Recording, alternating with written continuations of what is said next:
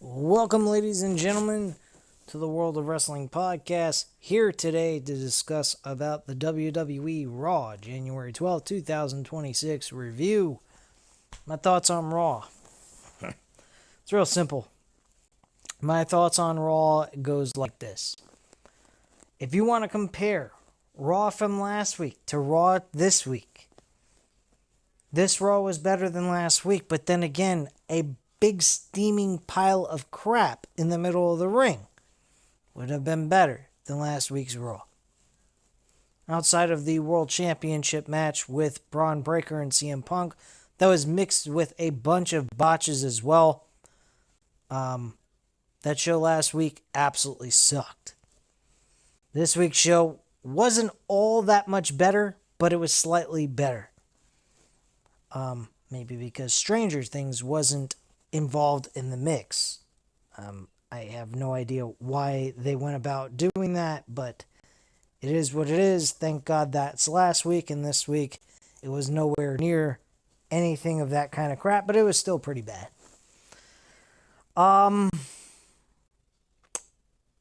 Let's just get into it, shall we?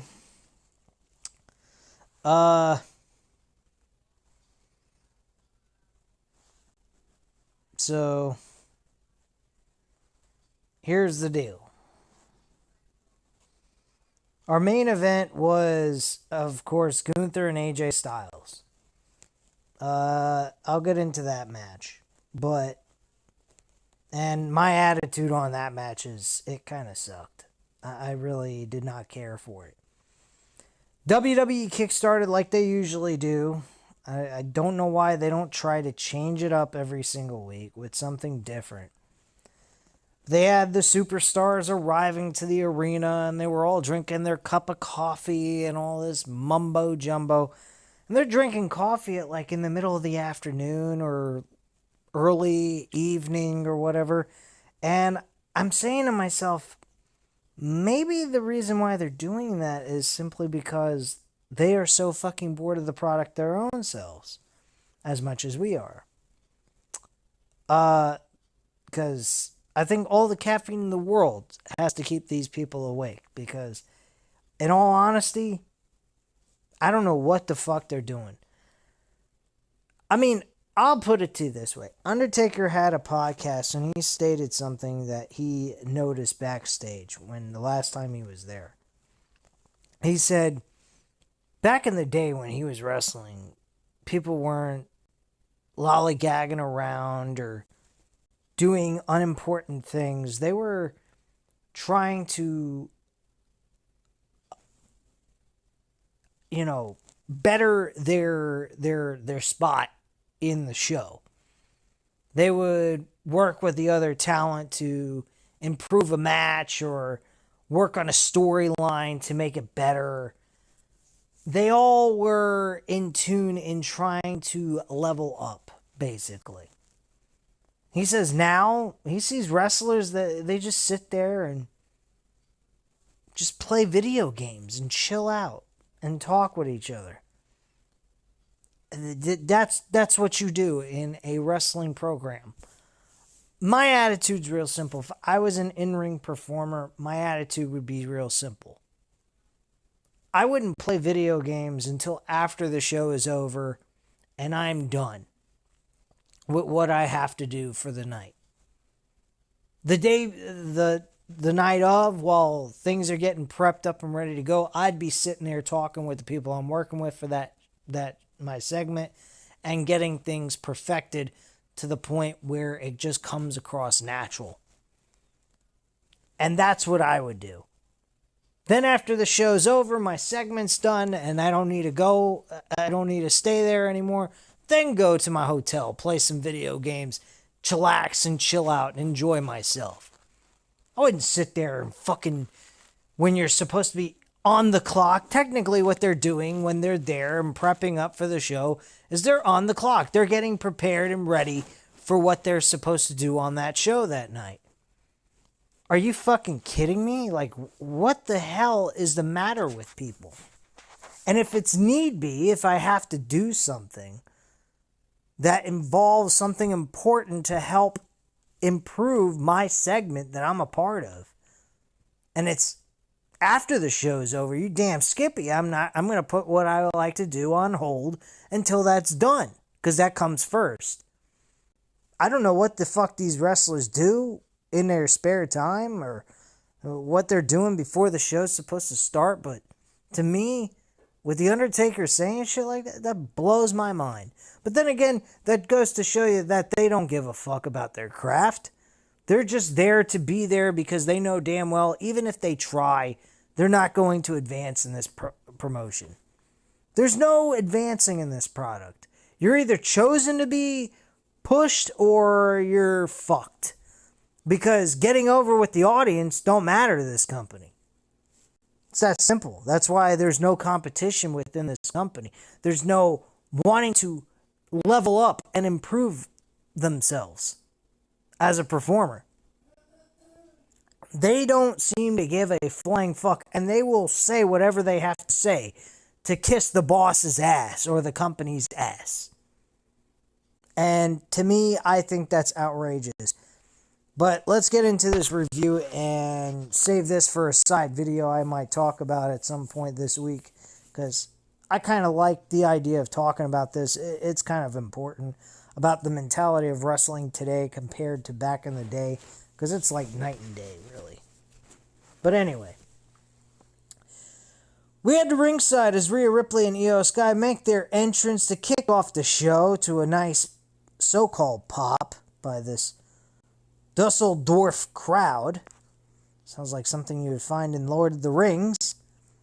Ripley welcomes Dusseldorf to Monday Night Raw, or Monday Night Rio, before talking up their win last week over the Kabuki Warriors. The new champs raise their titles as the crowd chants, "You deserve it." Io says that Asuka and Kairi have no respect, but she and Rhea beat respect into them. Because no one is ready for Riho.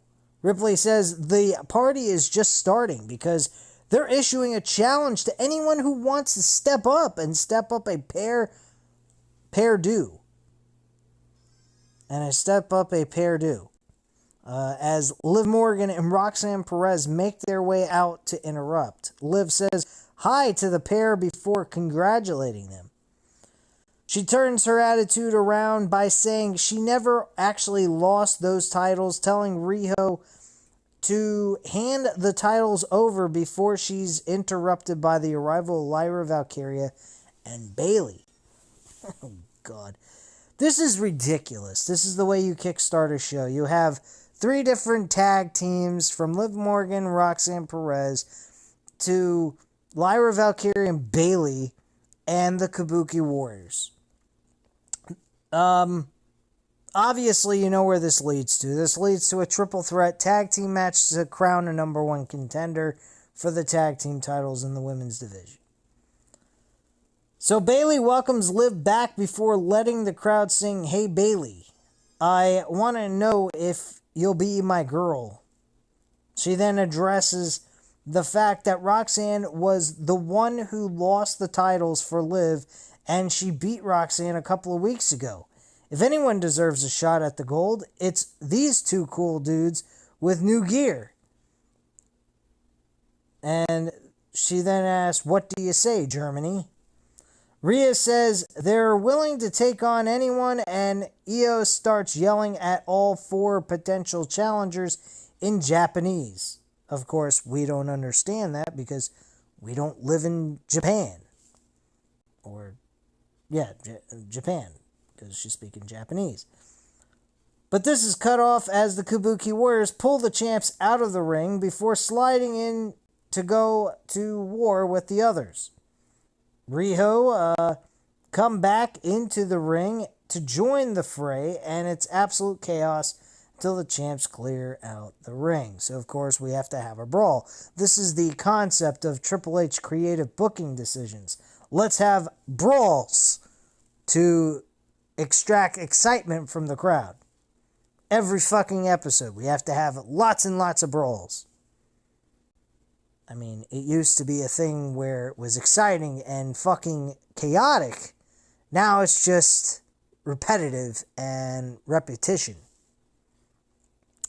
Backstage, we hear from AJ Styles as he says, tonight's match is all about respect. Styles says he and Cena didn't have much in common, but they bonded over this business and had respect. So he's going to get some out of Gunther when he makes him tap out like a little bitch.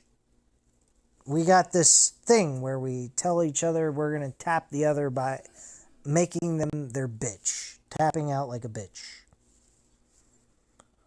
What great shit. Anyway, we head back to ringside for our opening contest as Javon Evans makes his entrance. Takes on Bravo Americano.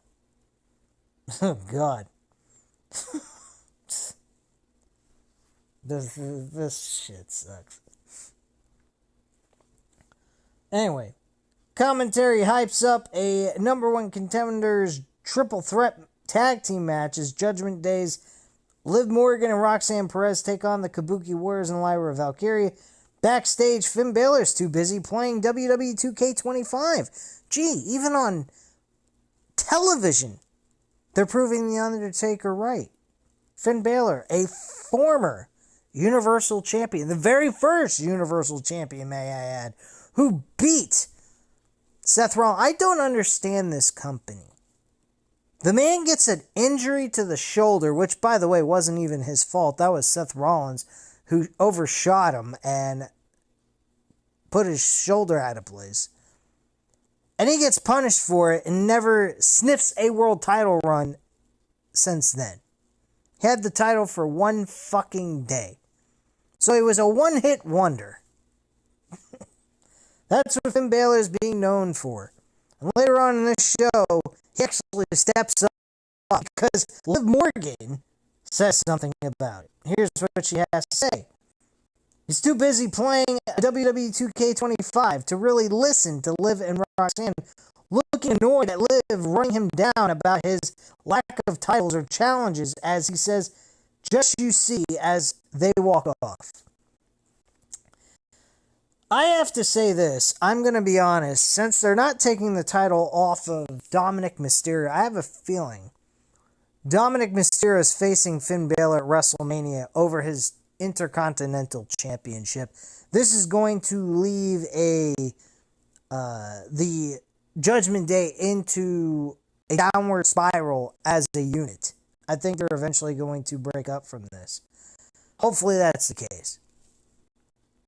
Anyway. Javon Evans versus Bravo Americano, who apparently is Tyler Bate. Apparently Tyler Bate did some shaving on his chest and arms. You wouldn't know that it was Tyler Bate. Let's look this shit up. And this match was typical. Javon Evans. He faced one Americano. Now he faced Bravo Americano. Or Rayo Americano, I think is what it's called. And this is Bravo Americano. He beat both of them. Next he's going to face El Grande Americano probably. And beat him. Terrific. What does that do for Javon Evans? Absolutely nothing. What did he do last week? He signed a contract on a commercial break. Does anyone know about it? Unless you looked in the dirt sheets, or you looked it up on social media platforms, or you had a VPN, you didn't even know he signed a contract. No, not to mention, the old logo was on the clipboard of his contract. So it goes to show you, they're so fucking cheap, they won't even update the fucking graphic of their Monday Night Raw logo on their clipboards for people to sign a fucking contract. I have nothing to say about this product. This product is fucking dead as shit. Absolute garbage. Los Americanos take umbrage with the win, attacking Evans after the match to send him over to the announce table on the outside. The trio regroups only to see Evans back on his feet on the table, and he hops over Grande to escape their wrath. Backstage, Pierce informs Heyman that if Braun Breaker shows up tonight with bad intentions, tell him to turn around and leave, as tonight is not that night. Heyman jokes that he lives to be Adam's messenger boy and will tell Breaker this if he shows up with bad intentions. Heyman walks off, and we see Punk making his way through elsewhere in the backstage area, where he heads to the ring before the commercial break. Linkin Park, holy shit, Linkin Park, Heavy is the Crown is the official theme song for WWE Royal Rumble this year. I gotta check this song out because I haven't heard a Linkin Park song in God knows how long. The lead singer, of course, passed away. May God have mercy on his soul. But I don't know. Last time I heard a Linkin Park song recently, I wasn't too much of a fan as I used to be. So I don't know.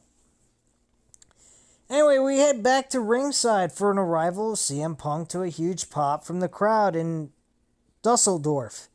Yes, a huge crowd pop from CM Punk while he sits at an interview. I'm going to talk about this week as well. I may cut 2 videos after this one and give you guys a synopsis of how I felt about what he had to say about people's reaction to certain things of what's been going on in the WWE as he becomes a companyman instead of being the voice of the voiceless.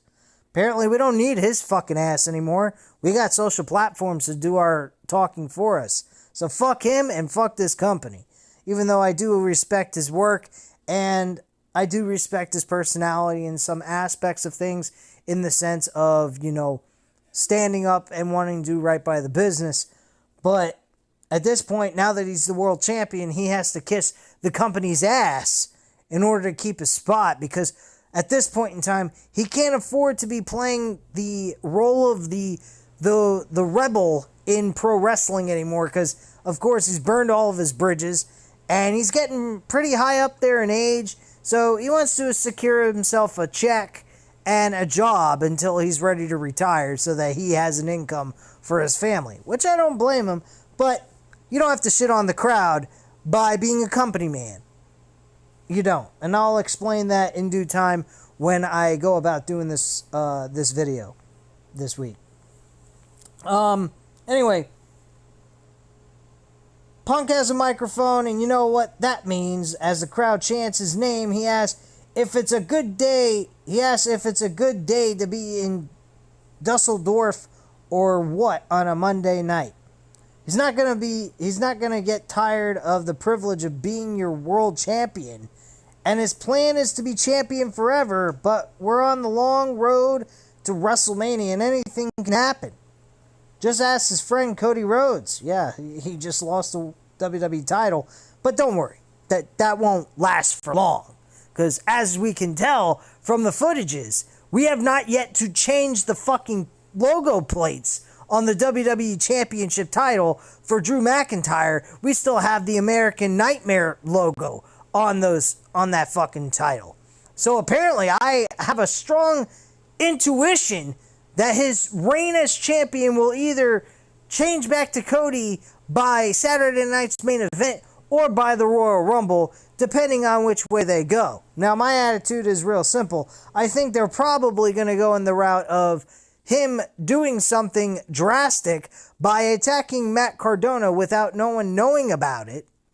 And it's going to be a mystery of who attacked Matt Cardona, the mystery man, who's the attacker. But this is stuff I brought up before in my fantasy booking of Cody Rhodes. So at the end of the day, it's still going in the route that I'm talking about. But I'll get into that in another video as well. So, anyway. The crowd actually boos for the name of Cody Rhodes. And as he says, his plans to be champion forever, but things could change. Of course they can. This is WWE. They can change their mind on a fucking fly. He also said he would be a fighting champion. Of course, baby faces always have to say they're going to be a fighting champion. Why can't they just be a champion? Of course they're going to be a fighting champion. That's what a fucking champion's supposed to do, or otherwise they're no longer the champion. They have to be stripped of the title. So no matter what, they're going to defend the fucking title whether they like it or not. So, I don't know what the fuck that shit is. But anyway. And before WrestleMania, we have Royal Rumble and Elimination Chamber, 2 chances for someone to step up. The road to WrestleMania runs through CM Punk, and with the vision in his rearview mirror, he can look ahead to future challengers. He thanks Dusseldorf for their time, but is interrupted by the arrival of Finn Balor. Oh, wow, all of a sudden. Balor grabs a microphone of his own, staring the champ down before saying he's not waiting for the Royal Rumble or the Chamber and not looking for a handout. Really, you're not looking for a handout. What have you done as of late since the year 2025? For a whole year, I think I remember you getting your ass beat most of the time and maybe having a run with the WWE Tag Team titles on Monday Night Raw, which ain't much of anything because the WWE Tag Team titles are fucking meaningless. Because there's no fucking tag team division, which I'll get into later in this review, because, of course, we have new challengers for the World Tag Team Champions. And, boy, are they some impressive team, let me tell you. Holy shit. Anyway. He ain't looking for a handout, but man, oh man, he hasn't won shit. And yet he wants a world title. Doesn't sound like a handout to me? Does it sound like one to you? I think it is. Why? Because next week we're going to be in Ireland. His home country. Hey! Let's give him a world title shot because we're in his home country. What the fuck is this? So, when Punk won the title, he named Finn as someone he wanted to face. Okay, great. So Finn Balor was somebody he threw out there as a challenger. Maybe because he wanted a fantasy book for himself to have a good match. Because obviously, his fucking pathetic ass can't even put out a good match anymore because he's fucking washed up and he needs to retire. I mean, no offense. I love CM Punk. But I'll be honest, Punk has really died down. It's not his fault. I'm not going to say he's a bad wrestler. I think it has a lot to do with age. I mean, look at Aaron Rodgers. Last night, in the Monday Night Football game for the playoffs, he tried everything he could. He just had no offensive line, no wide receivers to catch the ball. He just was stumped, and he was burnt. And you could tell. He tried everything he could, though. I give him a lot of credit. He worked his fucking tail off, but he could not handle the defense of Houston, and it rattled him, and he couldn't get nothing going. That's it, man. That was the end of his career. I hope Aaron Rodgers retires because I think that game pretty much put a fork in it for him at this point. Because honestly, I don't think anybody's going to want to take a 40-plus-year-old quarterback in the NFL leading their team. If he wants to come back as a backup, okay, fine, but I don't know why he would want to be a backup. To me, he's always going to be a starter. If he ain't starting, he should just retire, in my personal opinion. And I kind of see like CM Punk as an Aaron Rodgers wrestler. The guy is awesome at what he does, but he is overplayed his time in pro wrestling. He is an injury prone waiting to happen. He's got an injury waiting for him. I know for a fact at some point he's going to suffer an injury. He's already suffered a concussion recently from the Braun Breaker match last week. That's why he didn't do any wrestling this week. And they're giving him a week off. That's generally the concussion protocol, is waiting for at least 2 weeks from the incident. So, it is what it is. So, anyway, he then says, he's here now, champ. This is Finn Balor talking. Punk runs him down, saying Balor was one of a long list of names before saying Finn's too busy playing video games and shining Liv Morgan's shoes. He wants to know if he's facing Finn Balor will he be facing Finn, or will he be facing Finn and the Judgment Day? Because he already did the numbers game with the Vision. Don't worry, you'll be doing it again. He did the name Finn as someone he wants to face because he respects what Balor is capable of. He's willing to go to the back right now, get his gear on, and fight Balor here and now. But Balor says he's not looking to jump the line to face him tonight. No, he's seen Punk gain hometown advantage time and again in Chicago, and next week we will be in Belfast, Ireland, so that is where he wants to face Punk. Punk doesn't have to worry about the Judgment Day. It'll just be Punk against the Prince. Holy shit, he's going to his New Japan days. Oh my.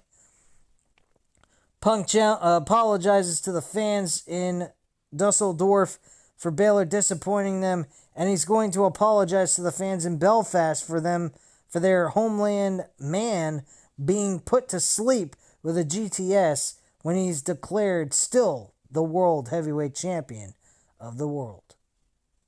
Great. We cut to a video package looking at Gunther ahead of his match against AJ Styles later tonight, and then head back to ringside where the Kabuki Warriors make their entrance for the number one contenders triple threat tag team match that comes up next. Obviously, we know who won this. Liv and Roxanne Perez end up winning the match, and Kairi Sane is the one who takes the L with the Oblivion, and that's that. Nothing really special happened here. Glad Roxanne and Liv Morgan won the match. I'm happy about that. I think the match with Liv Morgan and Roxanne against Rhea and Io is going to be a good match, but I don't expect Liv and Roxanne to win this matchup at all. So after the match is over, the pair celebrate, looking forward to their title shot as the match is made official for the January 24th edition of Saturday Night's Main Event. Yes, folks, I will not be watching this show live because I will be watching the UFC event for the first time ever for free on Paramount Plus. UFC 324. I won't have to pay for it. None of that shit. And I'm watching that. Anytime there's a UFC on, I'm watching it over the WWE events. I watch the WWE events on Sundays. And I will review them on Sundays immediately after I'm done watching them. So if you guys don't see the review up on Saturday, that's because I'm watching the UFC event instead. If it's airing the same day. I will be able to give you guys the review of the Royal Rumble the 31st because the Royal Rumble will be in the afternoon. The UFC event's on Saturday night, so they don't overlap each other in the same time slot. So I'll be able to give you that review on a Saturday while still watching the UFC event as well. So you guys will get that on the day of, at least. So then we get a vignette of Becky Lynch continuing to complain about losing her Women's Intercontinental Championship even after winning it back last week. All this leads to Becky addressing that she looks to take Maxine Dupree down once and for all next week in Belfast so that Maxine can say goodbye to the big time. I wish we didn't have to see this match even taking place. We've seen it enough. Next week, Raw will be in Belfast. It will be airing at 3 p.m. I will unfortunately not be able to watch this live. I wish I could, but it will affect my ability to do my job at the same time. So I'm going to be able to watch this early and give you guys the review on the day of Monday because there's no more football on Monday nights. So you guys will get your Monday night reviews on Mondays until the football season begins again next year or later on this year. So I will be giving you guys those reviews on a Monday night so I can get this over and done with and give you guys your content. I greatly appreciate the consistency of the viewership and some of the viewership on these videos actually going up, which I'm going to continue to do because it is helping out the channel immensely. And I love the viewership going up, and I love it that it's going in the hundreds. I hope we can continue to get all these videos at the 100 range. Hit the like buttons as well. Come on, guys. I'm like getting 1 or 2 likes. That's it. That's a joke. And I hope that you guys hit the like button when you watch the videos because it really helps out the channel a lot. Anyway, we get an ad for the WWE Unreal, its upcoming 2nd season, which premieres January 20th. And it's funny, they start the fucking trailer off with Paul Heyman saying, I'm not really a fan of this series. If you're not a fan of this series, you don't like the idea of it, but yet you're advertising it for the company. Why? He says, I'm the part of the old school protecting the secrets that happen behind the scenes and not giving it away to the public eye. I agree with that. So what the fuck are you doing? Why are you on this? What the fuck is this shit? Like, seriously, why are they making these people do this? Is this Netflix's idea? So apparently, I guess WWE sold its soul to Netflix to go against everything that WWE is about, is protecting the business and what happens behind the curtain so that they can reveal everything that happens behind the curtain. Does that make any sense to you guys? Because it sure as hell don't make any sense to me. But hey, that's just me. I guess I like to have common sense. Apparently WWE don't believe in that because they've sold those souls and pretty much became prostitutes for money. Bunch of fucking losers, what they are. And then they go backstage to see AJ Styles warming up for his match against Gunther later tonight before we head to a commercial break. Whoop-de-fuck-you-do. Backstage, we hear from Maxine Dupree and the so-called babes is what we're calling Otis and Akira Tozawa. The fuck? Who expresses her disappointment in losing last week, but winning meant a lot to her. She had to learn to believe in herself, saying she thinks her friends Otis and Tozawa need to do the same. She then talks about Becky cheating to beat her last week, promising to take the title back next week when she breaks Becky's ankle, and she screams it to the top of her lungs, making her think that makes her sound tough. It didn't sound tough. It sounded over the top ridiculous. That's what it sounded. But hey, what do I know? I'm just behind a fucking microphone telling you guys what I think on this podcast. In audio format. What the fuck? Anyway, with that, we head to ringside where Michael Cole introduces Raquel Rodriguez. Yeah, this is kind of interesting. They got Michael Cole out of the commentary booth to be in the front of the entryway of the ramp to interview Raquel Rodriguez. I don't understand where did this random change was made. Gee, we're gonna go ahead and just instead of interviewing in the ring or backstage, we're gonna interview all the way up front by where the entryway is. I mean, like, what? But try to figure this company out would make me probably want to put myself in a mental institution. Anyway, she gets a fair bit of heat as she makes her entrance before Cole addresses what Rodriguez did last week. Rodriguez says that she remembers Vakir as someone who smiled when she was told to, but she's tired of being cheated out of the title shots. She's also sick of people feeling sorry for the champ, saying they can do so only after she's done with her. Okay?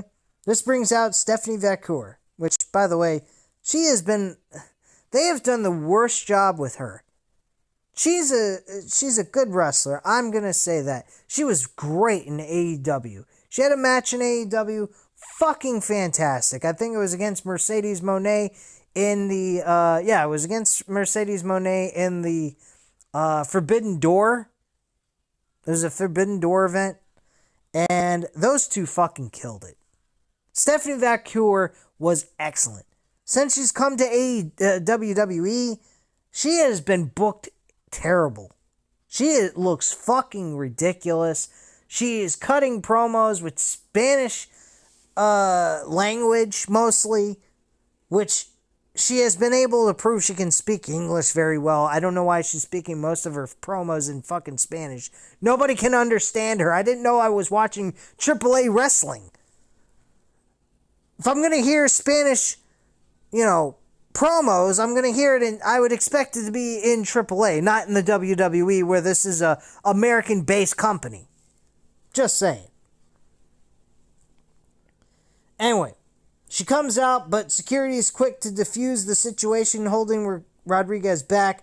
Vaquer says if Raquel wants a shot, she can take it, and Rodriguez seems to oblige by blindsiding the champ while she's holding the championship up in the air.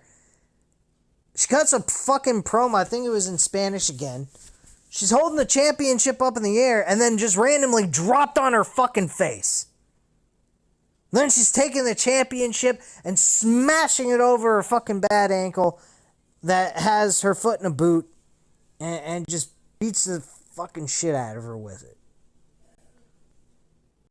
She takes a shot at the injured foot with Vaquer with a crutch before security pulls her back. It was actually a crutch, not a belt, the championship belt. And a fallen Vaquer is the last thing we see before we head to commercial break. We take a look at Drew McIntyre entering a live event in Glasgow as the undisputed champion and will make his first appearance on SmackDown as the new champ this Friday. Well, I'm sorry to break it to you folks, but the American Nightmare logo on the championship belts is definitely a sign of something. It's called he ain't gonna stay champion for very fucking long. Just telling you that. Fuck out of here. Anyway, backstage, Otis and Tozawa talk to Jey Uso. Jimmy was on the phone with Jey before they entered. Apparently he didn't show up to work for this one. I don't know what the deal was there. I don't know what the fuck was going on there. And they talked to Jey Uso about getting a shot at the World Tag Team Championships. Yes, Otis and Tozawa asking for title shots. Do you want to know when the last time they've been on television for a match and actually won? Probably a year or so. Maybe 2.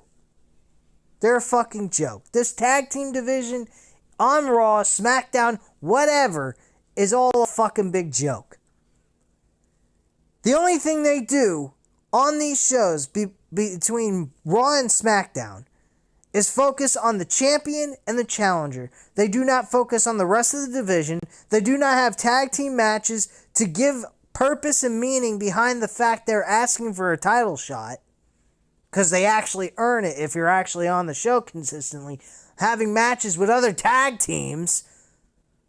I mean, that's what you're supposed to do. If you want to earn a shot at tag team gold, you're winning matches in tag team wrestling. That's how you do it. Apparently in WWE, they just want to focus at one thing at a time. They can't multitask on shit. They can't do it. It's out of their realm of thinking. Yet they have multiple people working in the writing team. This is fucking ridiculous. This is a multi-billion-dollar company, and they can't work other tag teams on these shows to make sense that this is a tag team division and to give reason as to why they're asking for a tag team match. They only focus on one team at a time and the champions.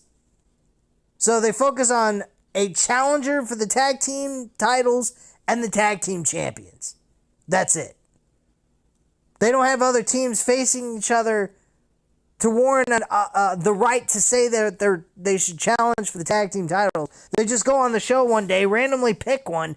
They might as well have a fucking, one of those bins that they roll around, when they used to do the Royal Rumble numbers.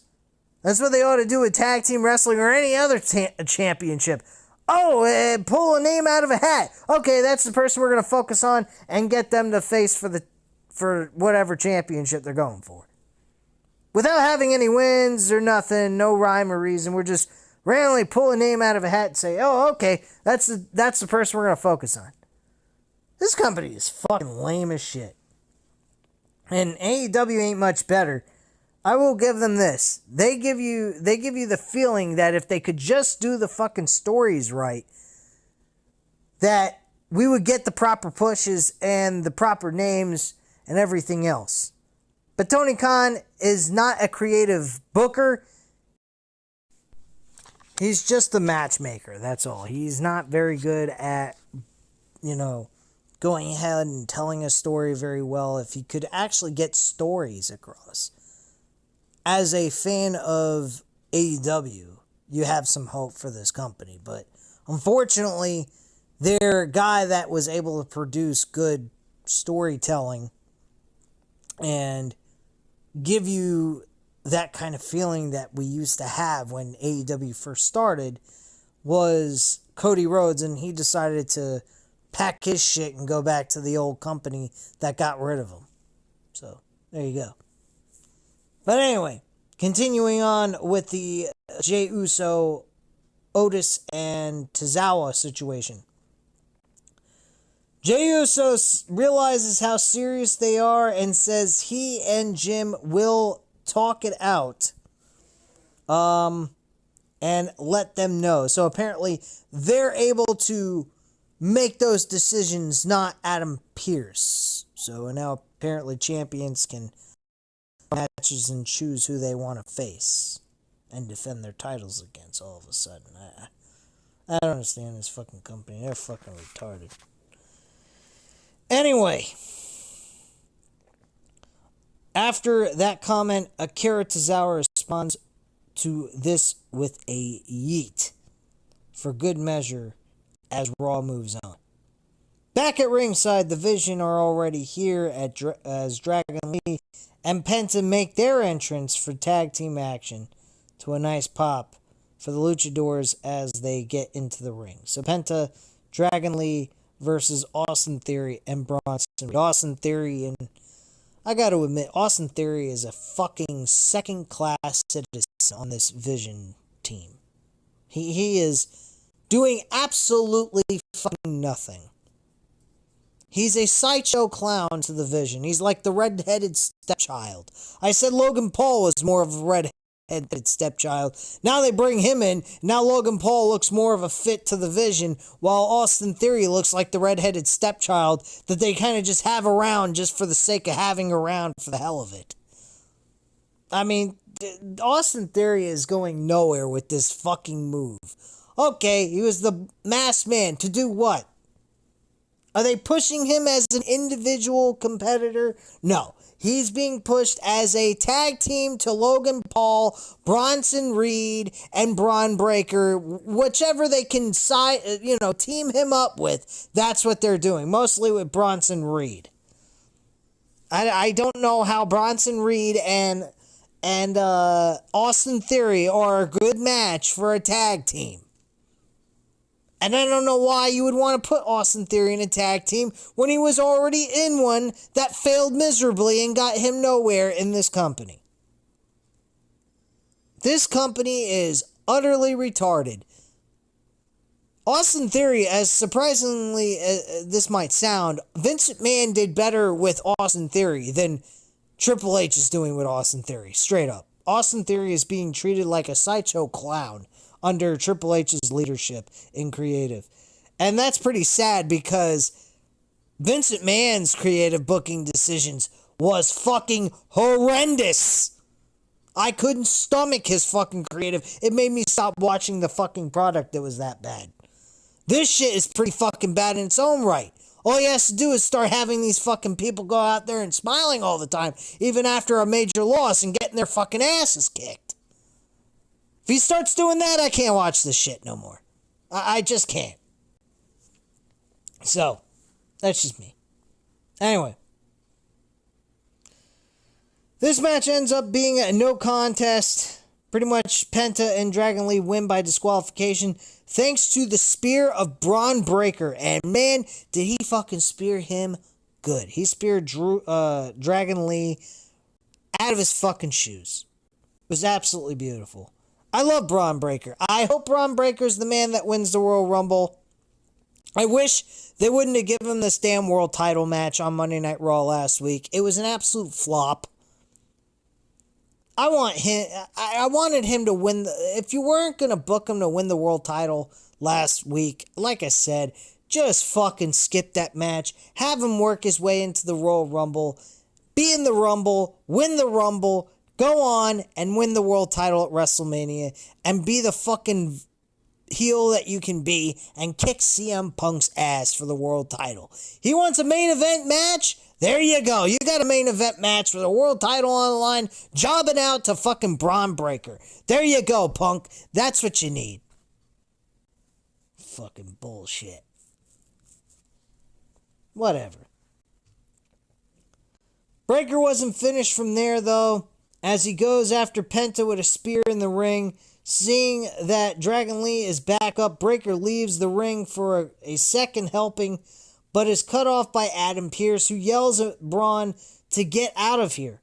He's so focused on this that he misses the vision setting Penta up for a tsunami, which, by the way, you could see in the background, which was a fucking picture-perfect take by WWE's cameraman. I thought this was a great shot. You have them in the corner of the screen, showing them fucking tsunamiing Penta. I thought this was great. Great shot by the cameraman. He slides into the ring as officials rush down as well. And in the midst of the fracas, we see Braun shove Pearce to the corner as he threatens to kill the Raw GM. Eventually, we see officials and the Vision taking Braun toward the back as they try to defuse things with Pearce before we go to a commercial break. Now, apparently, during this segment, Adam Pearce touched Breaker first, which led to Breaker going ahead and grabbing him by his collar of his shirt and screaming at him, "I'm gonna fucking kill you." And he also was Pearce was screaming at him, saying, "I'm tired of this shit." And he literally said that, by the way. It wasn't even bleeped out. Which, this segment was fantastic. This was a great segment.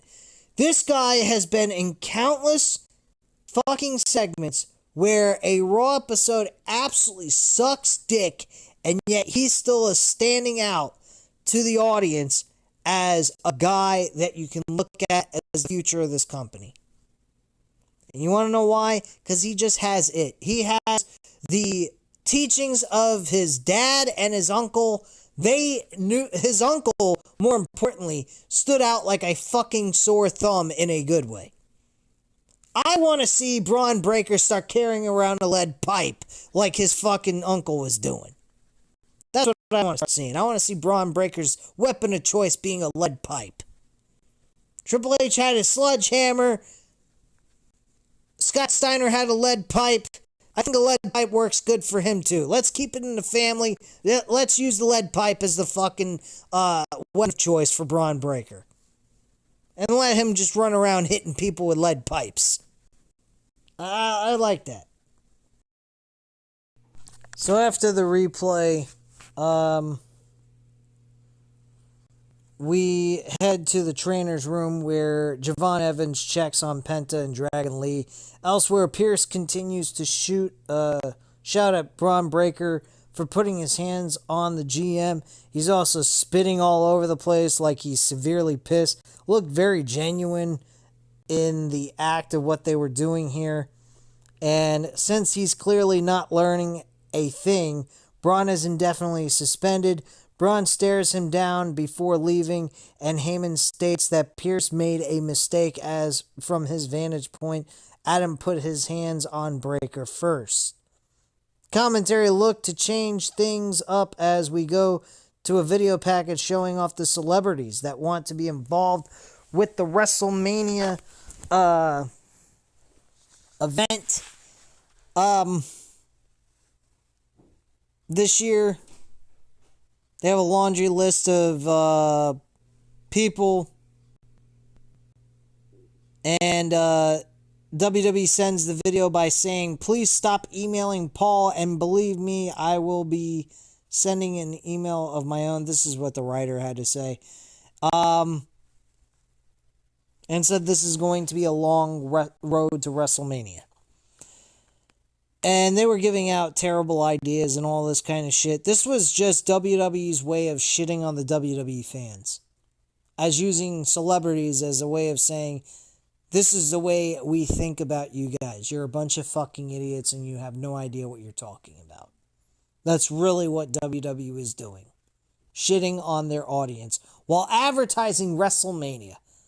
Now, does that get you fucking hyped up to want to purchase a ticket for an overinflated price to go watch this shit in Las Vegas? I'd rather go watch a UFC event, or a boxing event. Or shit, I'd rather see the Raiders lose a fucking football game in Las Vegas than go see this garbage. This is fucking shit. They clearly fucking made fun of their audience. What a joke. Anyway, we get to the main event. Gunther and AJ Styles. And my attitude about this match was, it wasn't a bad match. Gunther played his cards the way he saw it. He figured, what better way to get out of the hold than to tap out by tapping to AJ Styles' leg instead of actually tapping in front of the referee to make AJ give up the hold, because he knew that AJ would be pissed, saying to the referee, hey, he tapped out, ring the bell. Of course, the referee did not see it. It was out of the vision of the referee, and the referee said the match will continue, and he was bitching, complaining to the ref. Referee was telling the bell keeper to not ring the bell. This match is going to continue. As AJ is walking to Gunther and the referee's back is turned, Gunther low blows him and connects with a power bomb and wins it by pinfall. Now, this is where I had an issue with this match. Why the fuck weren't we seeing AJ Styles just tap out in a submission hold, or pass out for that matter at this point? Oh, is that because we're getting another match between these two? Do we have to see another match? Was this match that intriguing? Was it a WrestleMania was it a WrestleMania match? Quality matchup? Was it a barn burner 5-star match that it needs to be redone again? Do we really need to go this far? My attitude's real simple. This match should have been a one and done. Now apparently this match is going to happen again at some point. This match should have been saved for the Royal Rumble, for the winner to go into the Royal Rumble match itself. That's the way I saw it. But, it's just me. I'm not writing this shit. I don't know what I'm talking about. Clearly, WWE says that in their own fucking advertisement for WrestleMania this year. So, we come up with stupid ideas and they know what's best. I swear. If I wasn't a wrestling fan and I didn't have this YouTube channel, more importantly, if I didn't have this YouTube channel, I wouldn't be watching this shit. I do this because you guys tune in. You guys seem to like what I have to offer. I'm getting subscribers here and there. And I enjoy to vent about this shit since I have to sit through it and review it for you guys. And it's a nice therapeutic way of getting it off my chest. But in all honesty, If I was not reviewing these shows and I didn't have this channel, I just would not even fucking watch this shit. I mean, currently right now I'm missing out on some basketball games that are going on that I had a bet on. And I'm checking the scores on and off while I'm doing this review with you guys. And thankfully I'm winning my bet. But in all honesty, I could give a fuck less about this product. Or the wrestling in general. I love wrestling, but honestly, the state it's in right now is the worst it's ever been. I don't care what anybody says. People say, oh, the 1995 was one of the worst years in wrestling history. 2019 was terrible. Yeah, it was pretty fucking bad. I will admit that. With smiling and bullshit. I mean, I stopped tuning in on that shit. That's why this channel did not succeed very well. I stopped tuning into this shit. I stopped reviewing it. And I stopped watching it. And it hurt my channel really bad. Hence why the channel is slowly but surely growing over the last couple of years. Not in the way I would like it, but it's my own fault because of my inconsistency. But in all honesty, I have been totally against this fucking product since 2019. I draw the line by 2019, really. Maybe 2018 really was when I drew the line completely. But the only thing I really, if you go back and watch my old videos, I did mostly my reviews on NXT. And that's it. Now NXT is not even that watchable, even though there's some young stars that are coming out of that promotion that's doing some interesting things on the main roster, even though they don't see some of them as priorities, like Javon Evans. Javon Evans not looked at as a guy that they could look to push into the future. Yet he's a name that they all were interested in. Yeah. Get the fuck out of here. This company is fucking dog shit. What they had AJ and Gunther do on this show was utterly ridiculous. This should have been a one and done. Do it once, move on. We don't need sequels. The first match wasn't as great as it should have been, as it could have been, I mean. And, yeah, I think that this company is fucking dog shit. And I think they just make fun of us every single day and making people broke. People cannot afford these fucking tickets. Germany had, I believe, maybe they had like thousands of people not show up in Berlin this past Friday. I just can't believe that shit. I really can't. This company is just a fucking waste of everybody's time. And all I'm waiting for is Tony Khan to wake up and realize he has a pathway to victory, pathway to success. All he needs to do is get stories into his promotion and people will gravitate towards his product. This product for AEW is shit as well because of no progressional storylines. Their storylines are very weak, very dull. There's nothing to them. WWE, there's no fucking story at all. Like, literally nothing. So, it is what it is. I don't know what you guys want me to say, really, outside of the fact that I just can't stand this fucking product. And they just lollygag around and just throw shit on the screen and say, here you go, you fucking assholes. Take it or leave it. Triple H told his audience last year to either like it or go fuck off. That's Triple H's mentality. Back in the day, they used to have a slogan, without you guys, we don't exist. Now it's, oh, you don't like our product? Go fuck off. That's what you tell your customers? Wow.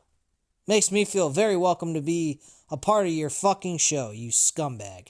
While you take people's money of thousands and thousands of dollars. You fucking scumbags. WWE ought to be ashamed of themselves.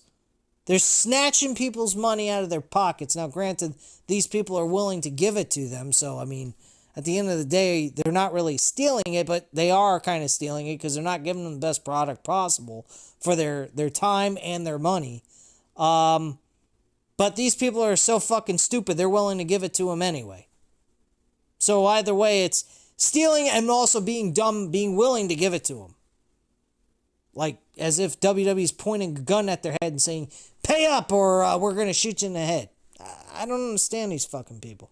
Their fucking mentalities are so fucking low that they think that this is the best product around. It's not. I'd rather go see an AEW pay-per-view event in person.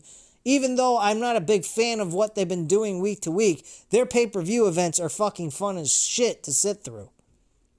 But as a week-to-week show goes, they're in the same boat. Once they start booking shows week to week where there's stories, I'll start loving them again the way I used to. And until then, they are what they are. They're just there, and I'm hoping for the best for them so they can turn this shit around and maybe be as competitive as they can be with WWE, because clearly WWE has no ambition or interest in providing the best product possible. They don't. And it shows it every single week. And that's all I have to say about that. Anyway, guys, at this time, you know what to do. Hit the like button if you enjoyed the video. Hit the subscribe button if you're not already subscribed to the channel. And leave a comment down below. I'll definitely get back to you on that. Thank you guys very much for watching. And have a great night, guys. Bye.